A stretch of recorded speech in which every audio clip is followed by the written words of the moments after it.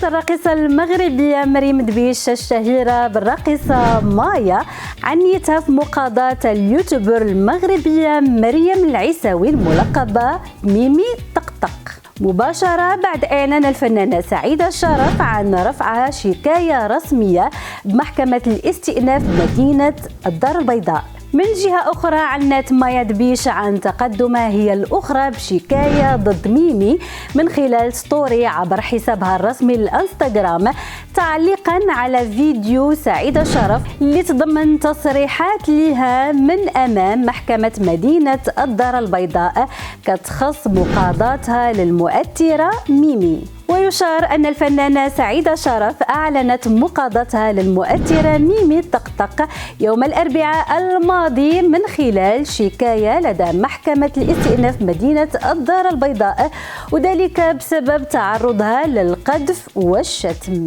وبهالترند وصلنا لنهاية حلقتنا لليوم، تلاقوا في ترند آخر، إلى اللقاء.